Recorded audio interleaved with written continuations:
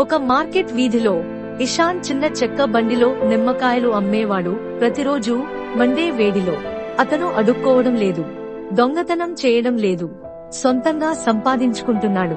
ఇంత చిన్న పిల్లవాడు చదువుకోకుండా నిమ్మకాయలు అమ్ముకుంటూ తన జీవితాన్ని వృధా చేసుకుంటున్నాడు.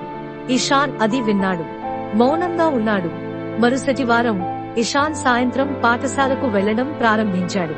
అతను రోజంతా నిమ్మకాయలు అమ్మేవాడు మరియు సాయంత్రం పాఠశాలకు పరిగెత్తేవాడు, చెమటతో కాని ఆశతో. అతను హీరోగా నటిస్తున్నట్లు చూడండి. నిమ్మకాయలు అమ్ముతూ చదువుతున్నాడా? అతను ఎవరిని ఆకట్టుకోవడానికి ప్రయత్నిస్తున్నాడు?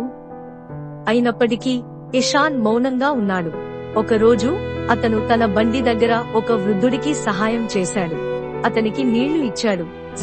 అతను అటెన్షన్ కోసం చేస్తున్నాడు, జనాలకి మంచిగా కనిపించడానికి ప్రయత్నిస్తున్నాడు. ఇషాన్ ఏమి చేసినా కష్టపడి పనిచేయడం, చదువుకోవడం, సహాయం చేయడం, ఎల్లప్పుడూ ఏదో తప్పు వెతుకుతున్నారు. వృద్ధుడు మంచి చేయి, మంచిగా ఉండు, కాని ప్రపంచం నీ కోసం చప్పట్లు కొడుతుందని ఎప్పుడూ ఆశించకు. కొంతమంది స్వచ్ఛమైన నీటిలో కూడా మట్టిని మాత్రమే చూస్తారు. చర్యలు ఎంత మంచివైనా చెడ్డవైనా ఎప్పుడూ ప్రతికూలంగా ఏదో ఒకటి చెబుతూనే ఉంటారు. అందరినీ సంతోషపెట్టడానికి జీవించకండి, మీ మనస్సాక్షిని సంతోషపెట్టడానికి జీవించండి. అదే జీవితం.